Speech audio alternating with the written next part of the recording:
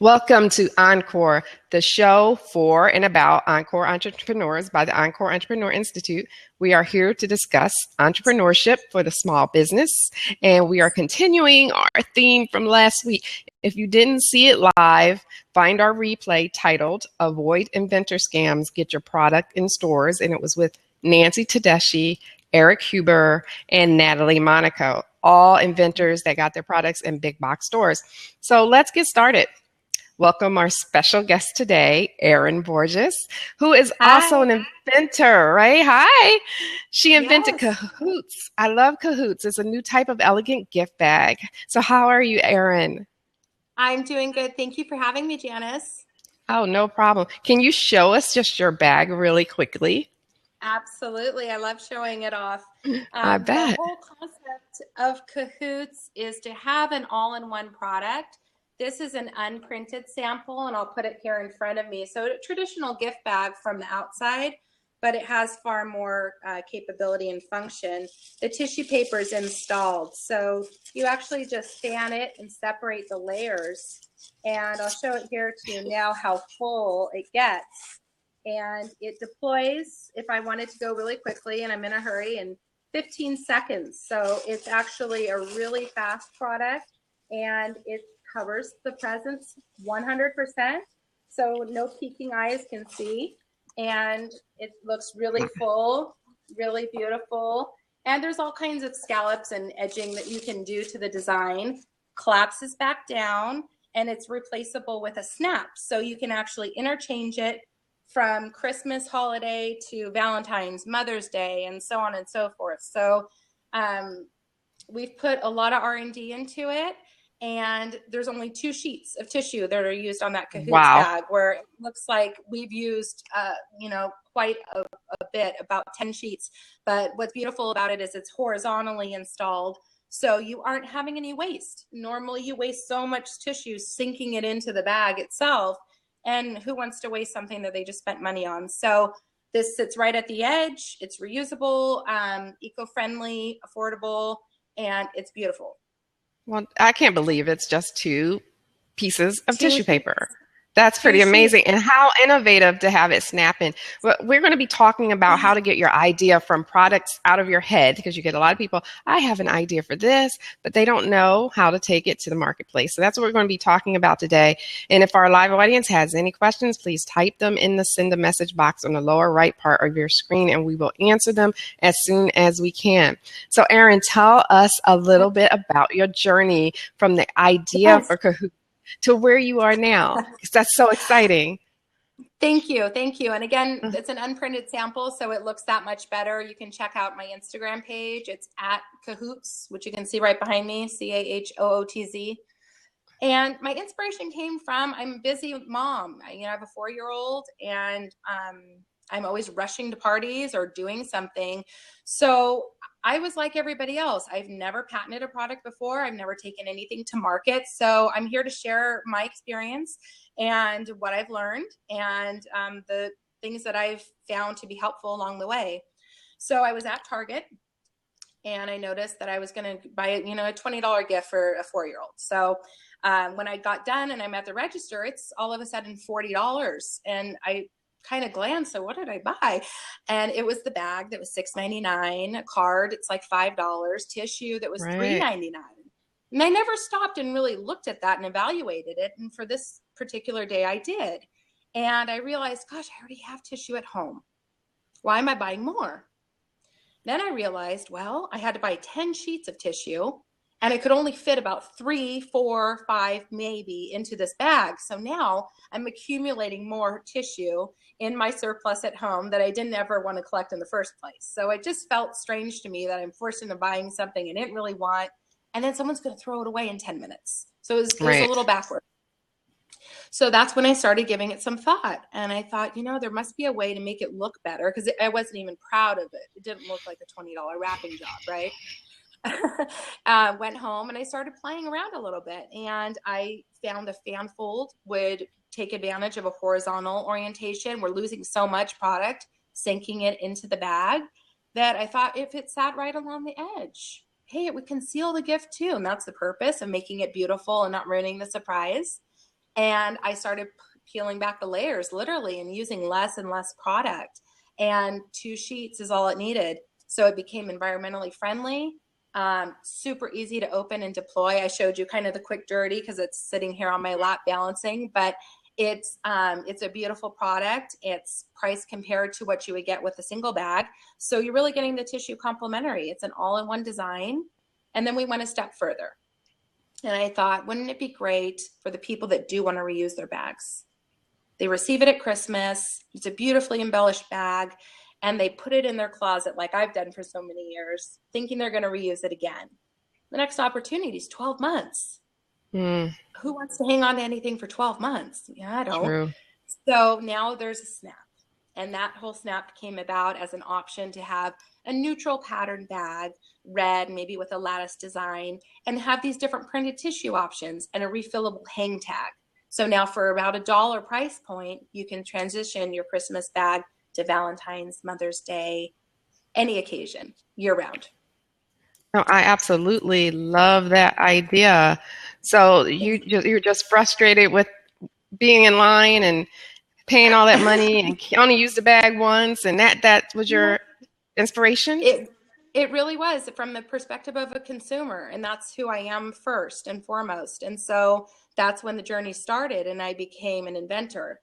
I think we all really start as consumers, and that's the best place to keep your business truly at heart. If you are always looking for the consumer's point of view, what could really better the market? What problems do we have in the market today? You're going to turn out a great product. So that's exactly what I did. And I went on my journey to source manufacturing and distribution and a superior product. And that's what we have now today.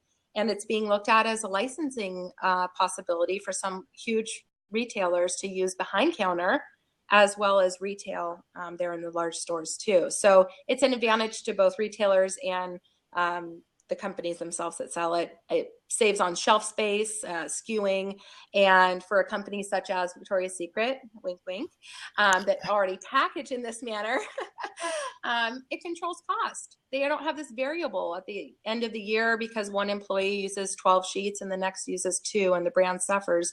This is something that actually will elevate the brand, control their cost, and leave their customers happy. I love that idea, and I'm so happy for you that you're getting into these Thank big you. brand stores like that. I think that's so perfect. And it looks like it would cost more than just a bag with tissue paper. So I think that's wonderful that you were able to show them how it can cut their costs so that it makes it affordable for them. That's perfect. Now, let me ask you, because millions of people have ideas for new products, but they don't know where to begin and navigate that process. So where does one start? The best thing to do is if you have a viable idea is to first ask yourself, can I afford to manufacture this? Even if it's one, you have to look at the risk and the reward benefit. So Okay. one should start relatively affordably with what's called a provisional patent. Provisional patent is something that you can file for with a company online like LegalZoom. What a provisional does is it gives you a placeholder in line where you can say, I'm interested in pursuing this, but I don't quite know everything about it yet. So what a provisional will do is it will put you in line to file what's called a utility or design patent. You have 12 months for your provisional to see its full expiration. And during that time, that's when you utilize what's called an NDA or non-disclosure agreement. And a non-disclosure agreement would allow you to talk to these resources like manufacturers and friends and family in a way that they know that they can't breach that, and they shouldn't at least, and share your idea with anybody else. And in those 12 months, that's your time to do what's again called R&D, research and development, and decide what materials you're going to use, who you'd like to manufacture it with, and really get off the ground. So by the time you're ready to make that large investment of a utility patent, which is costly, then you actually have an idea of how viable the product is and worthy of your investment. Right. No, that's fantastic. Now, let me ask you, what criteria should a product possess beyond just being new and different? It always has to be the market. Truly, the market will On the market? decide for you, and it has to solve a problem. That's what it always comes down to. I use analogies quite a bit. And let's say I could design the best helicopter for kids. Well, it's not a problem. No one needs their kid to fly in a helicopter. And there's a small amount of people that might spend that kind of money on a high-end child's gift. So it might not be worth the investment. So it really comes down to the problem that it's solving and identifying a problem in the market. So for me and Cahoots, the problem in the market truly was threefold, really. Cost. This is cutting down on cost. It's environmentally friendly. There's a new tax that's being implemented that I found out about. It's called anti-dumping duty that on imported tissue. And this gets around that because the tissue is not being sold individually. It's actually installed. So it's a decorative part of the bag. And also skewing. So all these little things that are part of the big box retailers, their side of the coin that they're looking after that you might not normally think of. Shelf space is expensive, and it's a way to actually have a 2-in-1 product. So it served 4 functions, really. It was faster, looked better, concealed the gift. It solved a problem in the market. And that's really, at the end of the day, it's not just, is it cool? Is it different? It has to solve a problem. So that's a good point, that if it solves a problem, because more than likely, if you have this problem, someone else is having that problem, then you might have a really good idea. So Robin's World asks, should we avoid those idea brokers, those commercials on television that you see? Send us your idea. We'll make it go to market for you. What do you think about those commercials in those places? Yeah, so there's things, there's agents, and there's a lot of money to be made. Whenever there's money to be made, there's other people trying to make money off it too. My personal opinion is go as far as you can by yourself.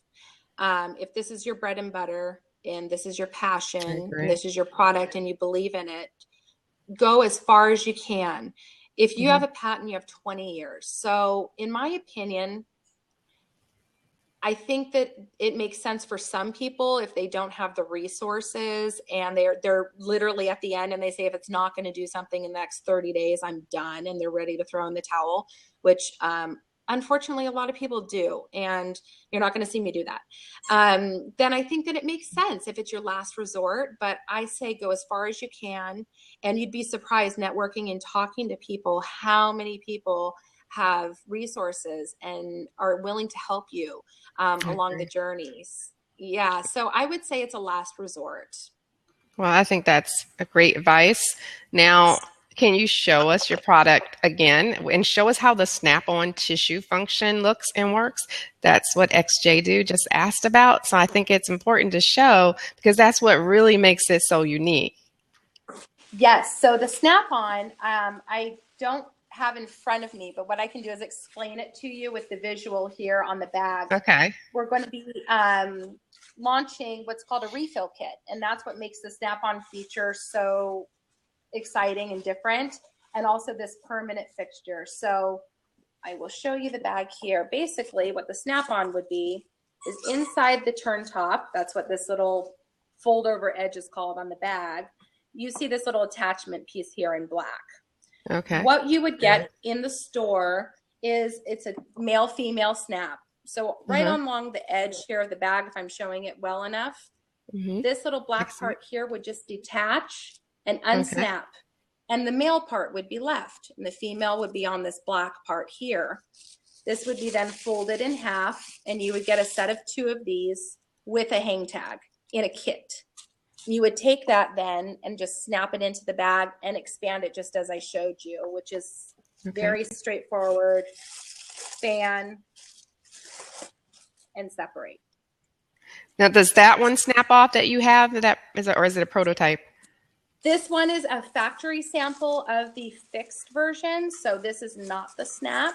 But I can definitely show you, again, on the Instagram page, some of the visuals and the renderings on the snap function.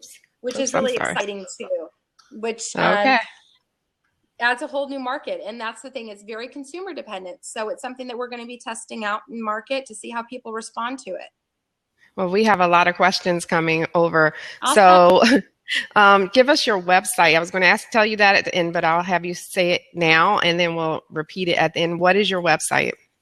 It's erinborgesdesigns.com, ErinBorgesDesigns.com. And the majority of the information is, again, on social media right now. We have it on Instagram, Facebook.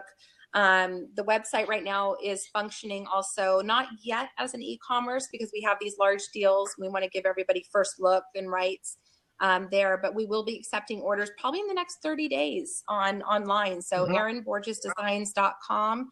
And you can follow Cahoots in the meantime on Instagram and stay up to date on all the happenings. So we're just rolling it out now. So it's exciting, and kind of, you again, in the entrepreneurial world, you have to keep things in line and little, careful steps. You want to shout out to the world right away, and you definitely can, but you have to be cautious about who you're sharing things with and at what time. Unfortunately, even with a patent, it's your ticket to say that you did things right, but you still have to prove that in court. So, that's absolutely great. Now we have a few more questions. They want to know, how much does it cost, and what's the difference between your gift bags and the other gift bags and prices, price-wise? Like, how much are they different or no? Sure. Yeah, absolutely. So the bag, just like any gift bag, would range in retail depending on the size and the embellishments, but we're price pointing between $4.99 to $7.49. So it's definitely comparable. Midline bag is about $5.99.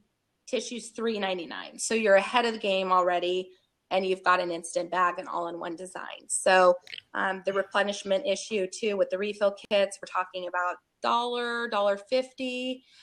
Again, depending on the designs and the embellishment. Foil stamping and metallic accents add a little bit. So that's the variable. Okay, no, that's great.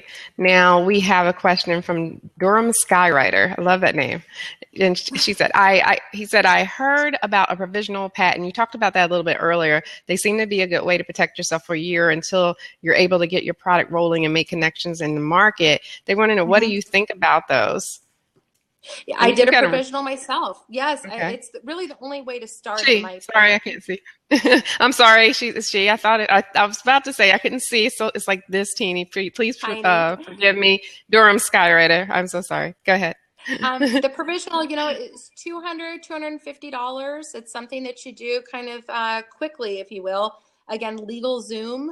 LegalZoom.com is a great resource. You can actually file your utility patent through them as well, but I decided to retain an attorney for that just because it's a risk reward benefit. So what I've done is a lot of work myself from creating the website and the logo, and again, getting as far as you can on your own, and then decide with your capital that you're able to spend, where is it best invested. For me and for my product, it was with my attorney.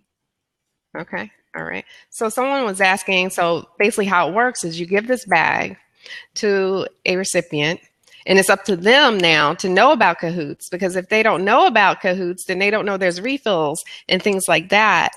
Correct? Yes. So that's the learning curve again when I said we're going to test market and see how that goes. So I think what we're going to try and do first is launch with the fixed version, because you have such benefits with that alone. And then probably a second generation, a couple months later, we're going to roll out the Snap and see how that goes. It's been doing really well in beta testing. And so again, it's a learning curve with when you're breaking through any industry, you're going to have to introduce your product. So there's a certain level of education that's going to go along with that. And you're not going to be in the aisle in the store. So you have to really create what's called brand awareness and what you do and educate people on the benefits. So usually those things are strategic and they're planned out. So a lot of it also is consumer feedback. When you launch in a large retail store too, you don't always have the benefit of that consumer feedback. So that's why it's also good to work in a local boutique and some of your mom and pop stores and get that beta testing. So you can really test your product, get that consumer feedback, because you can talk to the store manager there and see how it's doing and get that feedback so you can further expand upon your product and make it perfect for launch. Okay. And we have the question if there's going to be a variety of sizes for your bags. Oh, yes. Oh yes, we've worked at wine bags, which are fun, Always and fun. small little jewelry, right? Jewelry bags. So like Tiffany's size, very Mhm. small, something larger to jumbo size. So we have the capability to go quite large to a jumbo bag and everything in between. Okay. And another person, Nightlife Hair, wants to know, are you showcasing your product at any trade shows to get greater exposure? Which leads into my next question. So hold that thought, Yeah. because I'm always interested in how people get attention for their products. If there's anything you've done that's not conventional to get attention for your product, let us know. But what about trade shows? Yes, exciting. So, again, through my research, I Hmm. found that the National Stationery Show is the largest trade show in my product category, which is gifting. And it's in New York City. I'm in California. And I submitted the product to them again early on, and you're just sending a product sample. They have a jury that decides if you're allowed in the show. And they not only allowed Cahoots to be featured in the show, but they asked me to be categorized in fresh. And what fresh means is that it's the newest product by somebody that they've approved and they voted in. There's quite a bit of PR that goes on with that. And so it's a real honor to exhibit there. At Fresh, Wow, I'm going to that's be nice. that yeah, in front of buyers from Target and from Papyrus and from Kate Spade and large retail chains. And hopefully, then that's when we're really going to be launching in full, and you'll see it nationwide. Right, right. Nightlife Hair says, congratulations. Now, Robin's World, who is live with us, she said something I was thinking. I was thinking maybe perhaps print inside the bag the instructions and that you can get refills and things like that for the regifter, the person who's getting it, receiving it. And she said, is there maybe a sticker or something inside the bag or in the bottom that tells the recipient about the regifting and the Snap-on extras when you get to that point? Absolutely. So on our product packaging right now, what we've done is I've put together some, I haven't put it together. I paid someone to put it together. Illustrations. I'm not an artist. That's Illustrations smart. of the steps in a simple 1, 2, 3, you're done. So the product itself, when you see it on the shelf, it's going to look different than anything else. The magic's inside. So that was a Right. concern of mine. And it's a really good point. When it's on the shelf, it's closed, just like any other gift bag that would hang, but I can't have it just that simple where people can expand the tissue there in the store. So we have Hmm. packaging that goes with it, and it's a band, and it actually shows the steps, and it'll then make those announcements. And I think initially when the Snap feature comes out, we might even offer one inside the product itself so you can actually gift that to the next recipient. Okay. Now, is your product in the stores now? Right now, it's beta testing in a local Okay. boutique. Again, when you're dealing with a licensing agreement, which is what we're looking at right now, a lot of people see so much more value in first look. They want to be the first to launch it and they want to be the first to show the collection. And a lot of times they'll ask for exclusivity. So that's a negotiator that you have early on in the beginning, and you can leverage how much you want to give them and the value of your product. And it's kind of a back and forth. And that's where we're at now, is deciding who we're going to give those rights to. Okay. Now, Yeah. what about how does someone get their products in the store? So you're at that point where you're working on that now. So tell us a little bit Yes. about, how someone else could actually do that. There's two ways that I'm familiar with, again, in my journey where I'm at, is the manufacturer, they have a lot of contacts. And a lot of times, if they're manufacturing your product, they're manufacturing it for other people too. And it's a channel that you can go through. And you can even do licensing agreements directly with your manufacturer, which are beneficial for a lot of reasons. So they sometimes introduce the product directly. A lot of times your attorneys actually represent those large chains and there's an introduction there. You can mail your product off. Most of these large chains do have buyers, obviously, but they're hard to get to and you don't know how to reach them. So their headquarters, usually online, will have some advice on how to submit something to them. And then you can also just chum me up on LinkedIn and start requesting people and start a conversation that way. Introduce your product directly to them and send them a sample. It's not as intimidating as you might think. So as long as you have a good product, put together a little bit of a PR kit explaining what it's about, the price point and the features, and don't be afraid to send it off once you filed your patent. It's a go. Okay, we have another question. I love all the Yeah. questions, by the way, everyone. outside Yeah, of, this is great. isn't it great? Outside of trade shows, did you contact any distributors? So, and how did you find them? Yes, well, I'm lucky enough that the manufacturer that I've sourced has 3 distribution sites here in the United States, which gives it a really broad reach. And I did a lot of research before I sent the product off to anybody. So again, Google, we're in 2016, which is great. So you can Google, again, simple things like what I would do, gift bag manufacturer, distribution. If you want a product that's made in the US, be specific, and ask for that. Who manufactures gift bags? With large companies like this, they're so educated on SEO, and you can type just about anything in and get those names. They're excited to work with you. I didn't go directly overseas initially. It made me a little wary, and I Mm. felt like the communication was hard to deal with, and there was a lot of opportunity to miss. So I stayed local and dealt with a distributor here who manufactures overseas, and they're that buffer that you need. They've been in the game a lot longer, so they'll act as your safety net. Very good, very good. Now, let me ask you, what has been your biggest challenge so far?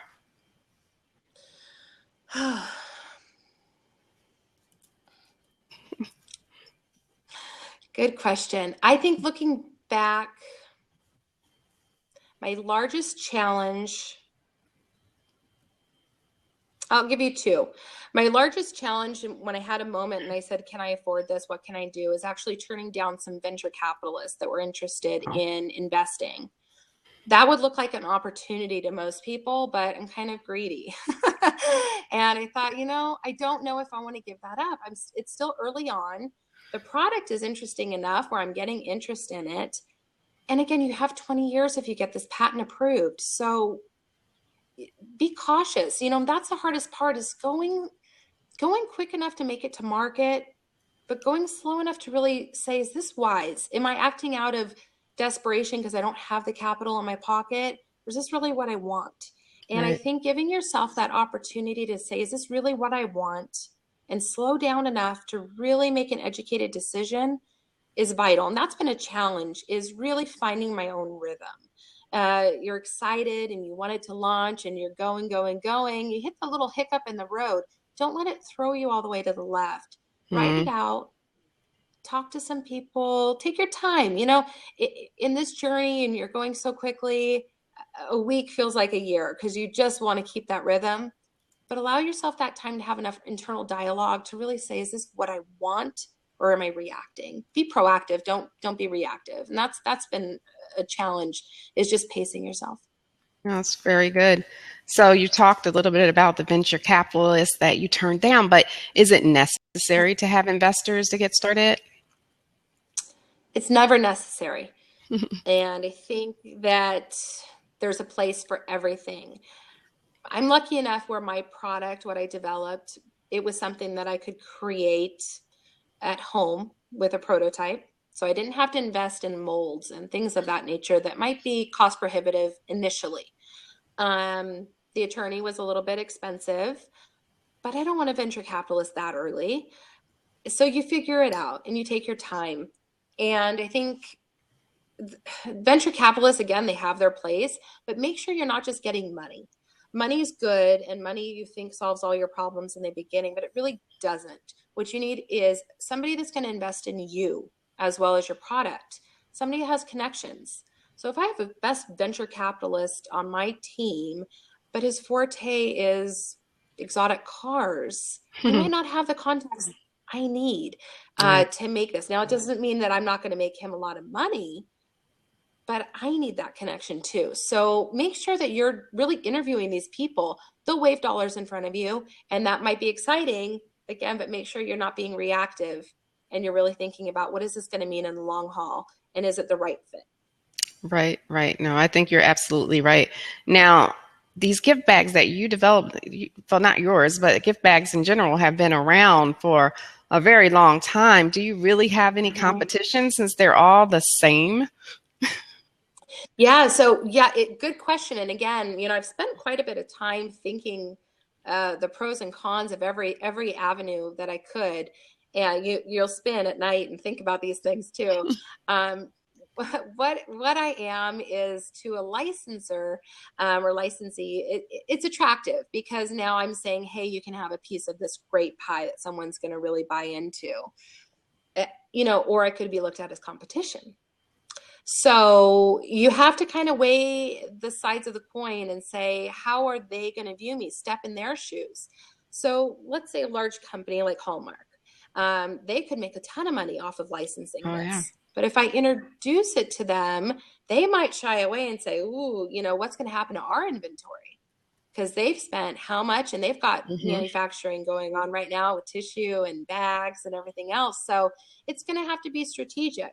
So that's again why I decided launching in a trade show was prime and ideal, because I'm actually hitting buyers as well as investors and people that actually have the capability to put it in stores right away. And you're not looked at as a threat. I think if you're sending a product off to somebody that could be looked at as competition, you have to be strategic about it and make sure that you show your colors early on if you're coming as friend or foe, because it is competition. At the end of the day, these large corporations, it's about the nickel and the dime. So you have to make sure you're positioning yourself in a way where you're welcome and you're not looking as a threat. No, I absolutely agree with that. Now, you talked a little bit about prototypes. So when I think of prototype, I think you have to get someone like with a 3D printer to make your product, but you made your own prototype and that's acceptable. Like you can use that. Absolutely. And what's interesting is during the process, I found out too that you can even submit and go as far as your patent with drawings and illustrations. So I was lucky in a sense that I wasn't developing an automobile. I think I would have probably thought, interesting, but I probably wouldn't have done it as my first attempt. But this product, again, yes, you can make anything. What you do is you send it off. Once you have your NDA signed and your provisional patent secured, you can send it off to a manufacturer and say, how much would this be to reverse engineer it to factory specs? What that means is they literally take it apart, work backwards, and implement their own features and decide what's cost effective to produce it. And then you work back and forth, and that's again when R&D starts. So you do research and development. You decide that this would be lighter, better, and you kind of go back and forth, and you continue to develop it. So again, getting as far as you can alone is ideal, because you're not paying somebody else to kind of go through that process with you. You're able to do it at home, at work, with your friends, with your family.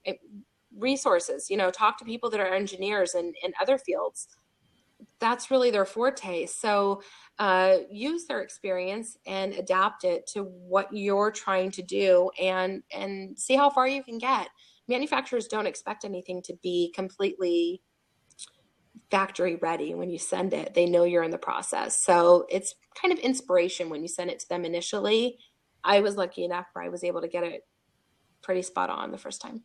Well, I'm curious about the manufacturers, but first I just want the audience to know that who's live, that I opened up the seat. So if you want to jump in and ask a question, we're going to open that seat up for the last 5 minutes for questions to Erin, and she has some really great answers for you because she's given us such great advice. I really, really thank you for coming on the show and sharing everything that you know with us.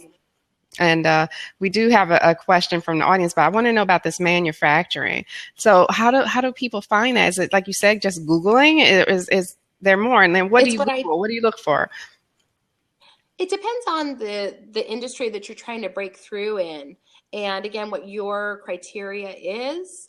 If you want somebody, again, when you're dealing on this scale, they call it local. Local means United States. So if you want somebody that's developing here in the U.S., you would just simply Google manufacturers U.S. For XYZ, what your product is. You can also go to the stores that you're looking to launch in, buy a competitor product, and take a look at the labeling. Most of the time you can get pretty far with something like that, and learn where their sources are. Is it wise? I don't know, because again, when a manufacturer is already creating a product for a large company like that, they have preference, they have a relationship. You want to make sure that you're not coming in as a low totem pole priority, and you're sourcing somebody that has interest in your success and their success too. It'll be a shared success. Everyone's making money when a product launches and does well. So Google is a great source. I think whenever you hear a term that you don't know about, there's so many resources just to look at and to learn from. It's simple things. Even you see Shark Tank all the time. Mm-hmm. Look those people up online. Ask them. You'd be surprised how willing they are to talk with you. They were in your shoes before, and you can get quite a bit of knowledge from just opening up, networking, talking to people. And again, don't make a snap decision. Take your time. Oh, no, that's great. So we have the kind of comment question from Durham Skywriter. She said, I did a total redesign of a traditional game that has a design flaw. It was poorly designed from the beginning, and it hasn't occurred to anyone to fix it. I guess she had someone create it for her. And the reviews of the different versions of this game are on Amazon, and they are all negative. But people keep buying it, and she wonders if she would be able to shake up the market with a new design, which addresses all of the complaints, and can it really be that simple for her to do? Now, that's a difficult question. But yeah, I'll take a stab at it. I think what you should look at first before you invest a lot of time and resources is infringement. I would consult with an attorney, usually an attorney that you meet with early on. They'll do a complimentary consultation. What you can do is you can look up that patent. It's probably protected by either a patent or copyright, some kind of intellectual property. All of those are available online. So Google the product and say patent, and you can actually pull up the patent itself and you can find out what they protected. If they protected the design, which is the features and the colors and everything it looks like visually, then yeah, you could probably do something on the back end and redesign the function. My personal opinion, this is again just my personal opinion and through my research, is a product is best received in market and most successful in a stale market. And what I mean by that is gift bags. The aisles look the same since I was little. Bags, cards, tissue, bows, curly ribbon. Okay, that's it. And it hasn't had a lot of innovation or change. It's a really good market to introduce a new product to. People are thirsty for it and receptive to it. And there's not a lot of competition. It's new.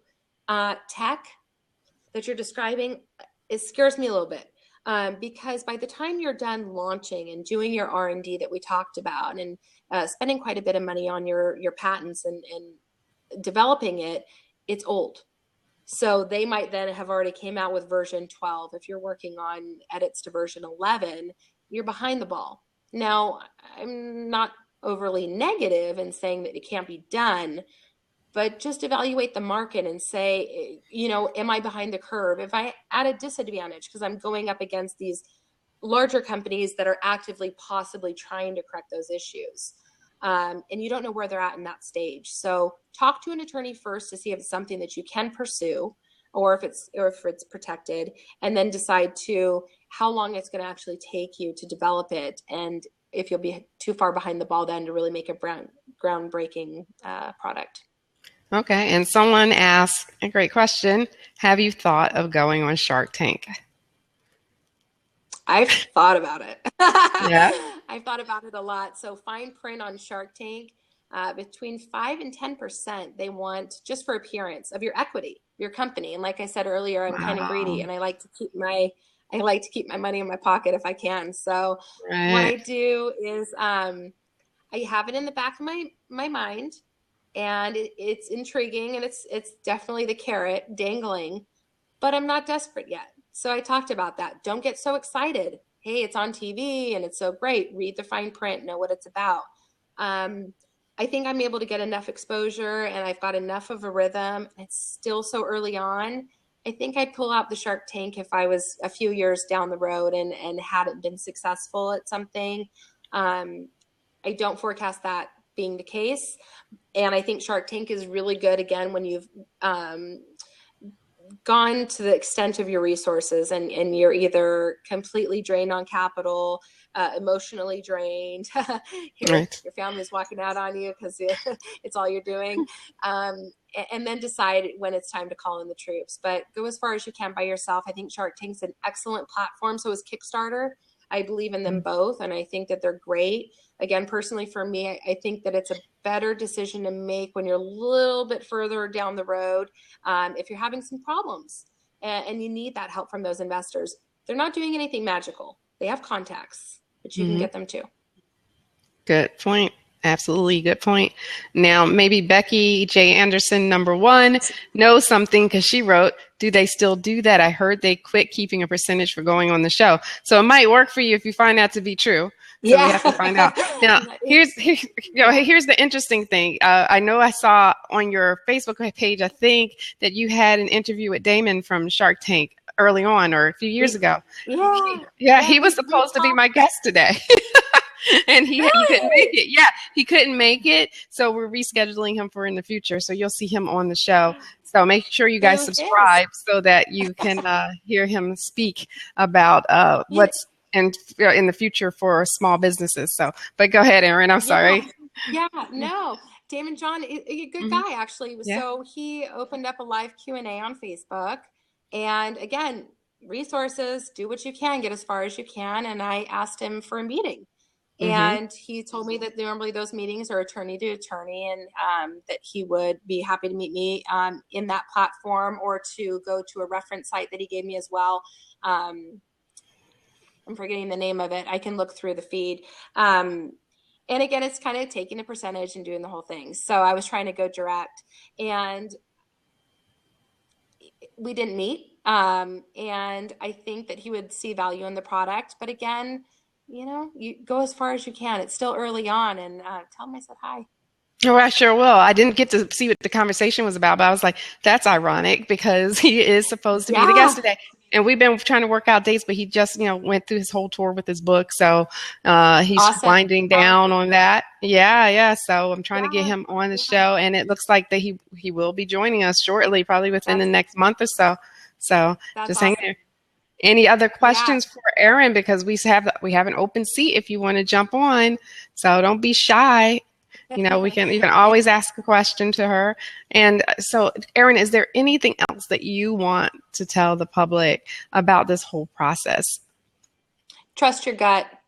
I think that you can talk with a lot of people, and you've still got to distill it for yourself. Don't listen and believe everything everyone tells you. Trust your gut. You're paving your own way. No one else has done what you're doing. No one else has your product, and no one else is living in your shoes and has the same vision as you have. So know that everybody else is going to give you their take on their individual experience, but trust your gut. It'll lead you in the right way. And I think, again, to pay experience to Damon's book too, The Power of Broke. You're motivated when you have a goal and you believe in yourself and you believe in your product. So use your resources. It's not easy. You're going to work really hard, and it's going to happen, but you can't stop. It won't happen if you stop and you quit. It's hard, but you keep on going. And it's like raising a child, there's hard days and there's days that you need a little bit of a break, but you keep going and you persevere and you believe in your product, and you'll get there. And I have one question for you, one last question from me, and that is, how important is it that family is on board with your product and supportive? And did you get that, or is it that you ignore family's advice because they're naysayers? How do you balance that, and how did it work for you? Yeah, so, again, kind of power of broke, here I am as well. So my husband is a chiropractor, and I also have 2 Etsy stores, and I work for him on Mondays and Wednesdays, and I do my patent, and I'm a mom. So I work a lot, and you've got to have family support in order to make it happen. The product itself is something that comes from your heart. But I think that you have to have an infrastructure of people that are supporting you, not necessarily mentoring you, but they've got your back, and their eyes and their ears are open, and you can go over, again, that R&D with them and say, what do you think about this? And try it and use it, and learn from them. Again, distill it down and trust your gut. And sometimes it's always to beneficial to use those resources like your family that can be very supportive for things that are outside of this world. Make them dinner and, you know, help clean the house because you are so busy doing this and developing it. So it's not always just a hands-on to the product approach. It's an infrastructure of support that you need because it is another full-time job. It's a ton of work, but the payoff is there as well. Oh, that's great. Well, I was wondering, we have one, not kind of question, but more so words of wisdom she's looking for. Nightlife Hair. She says, my product, bedtime and exercise hair wraps, are upscale, made of higher quality, and so much more beautiful and functional than wraps that are sold in retail now. I'm working hard to change women's minds to look beautiful at all times, not to settle for the cheap wraps sold. I know exposure is key, but I would love some words of wisdom. And I love what Durham Skywriter said, because that's the good thing about this platform is we can give each other advice, even in the chat column that I'm reading right now. And she said you should do some product placement on television shows. But do you have any words of advice for how she can get exposure? Yeah, you know, there's a lot. I think what I would do in her situation, and this is just taking a stab at it, is if you can get a celebrity endorsement, send the product out to somebody, Beyonce, that wears these wraps, and think about who you're targeting. Send the product out. They have publicists. Again, talk to people. People know people, and just kind of target. You've got to know who you're targeting. So you can't sit on your couch and just say, oh, I wish I had somebody wearing it and showing it off. Look through the magazines. Who's already wearing those products? Who would be an ideal fit if you were going to get an endorsement for them? You might have to pay for the endorsement. You might get lucky and just send it off to somebody and they'll love it. Again, we have social media, so follow those people on Instagram and don't just follow them and expect them to notice you. Interact. Comment, share, you know, befriend them and realize that it's a two-way street and see where you can get. I think that if you start out at a more approachable level of celebrity, Emily Maynard, she was the Bachelorette. She's got a product line. She's on Instagram, and I know she's supported a few small businesses in the past with her products and mentioning theirs too on her platforms. She has a blog. I think that's important too, is the mommy bloggers of the world. Huge following on social media and Instagram. And I think that if you just do a little digging, you could find good targets and do something custom for them. You know, if you know they love this color, their birthday's this stone, or their favorite band is XYZ, make something custom. Show them that you're really looking after them and try to appeal directly to them and see where you can go. Right. I totally agree. We had a guest on, her name was Christine Daves, and if you look back in our replays, you can learn a lot about product placement, learn a lot about how to get celebrity endorsements. She has a book called PR for Anyone, and I read it. I gave it to a copy to my daughter who's launching a t-shirt line. Excellent book. And she had a broken foot, and she had to wear one of those ugly medical boots. And she didn't want to go to New York. I guess it was Fashion Week. And she didn't want to look like she was handicapped. So she decorated her boot and made it simple. So she sells the accessories now for these boots that are very fashionable. Diana Ross took a picture in her boot because she sent it to Diana Ross's publicist and got a picture posted on Instagram. And after that picture hit, and she used it to promote, her product took off. She was on Steve Harvey's show. She won awards for her invention. So I have to tell you, oh no, don't tell me we have static. In fact, sometimes Lab has static. I'm hearing from someone we have static. I hope not.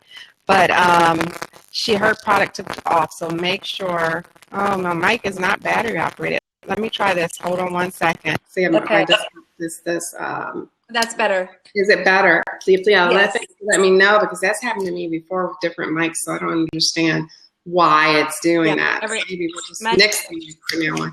So anyway, thanks for letting me know. Yeah, Christine Daves. So look for her blab replay in our archives, because she did really well with her medical boot accessories. And when Diana Ross put that boot on and Instagrammed a picture, her product took off, and she has that book. Her book is called, didn't hear me, PR for Anyone. I brought a copy, I read it, and I know a lot. But I read it and I still learned something. And then I gave a copy to my daughter. The funny thing is, when I gave it to my daughter who's launching her t-shirt line, she said, it's a lot of stuff in here you already told me. But when it's your kid, they don't want to listen to you. So that works. Christine is spelled Chrisistine, and Dave is Daves. That's how you spell her name. And the book is PR for Anyone. And you can find all the information in our archives. You will see that. We don't have a lot of BLAPs in our archives now because we just are starting under the Encore Entrepreneur moniker. So you will see it's easy to find, totally easy to find. We're going to wrap up now, but thank you, Erin, for coming on Encore, the show for entrepreneurs. I just want people to know. Yeah, thank you for coming. Our next show, same time, same place, will be the one and only Peg Fitzpatrick. She is the co-author of the book, The Art of Social Media with Guy Kawasaki. So if you know anything about that book, it's really, really good. It helps to promote you and get you out there. This is a show you're not going to want to miss. It's going to be lots of valuable information. She's going to be talking about how to manage all of your social media, and not just with a program. She's going to show you basically her workflow. So you want to tune into that. And please don't forget to follow us on Twitter and at Instagram Institute and on Blab as well, because we would love to have you again. And one last thing, if you could all just tweet this out one more time by clicking the little bird on the left of your screen, it will alert your followers about the replay of this interview. So if you got a lot out of it, we hope that your followers will too. So one last tweet, I really would appreciate it. Erin, if you could tweet it as well, just hit the button. I was going to say from my phone, I don't know if I can. Oh, that's correct. You're not wearing your phone. Well, you'll be able to retweet my tweets from my page, so that will. All right, so the workaround. Yes. So everyone, thank you and good night.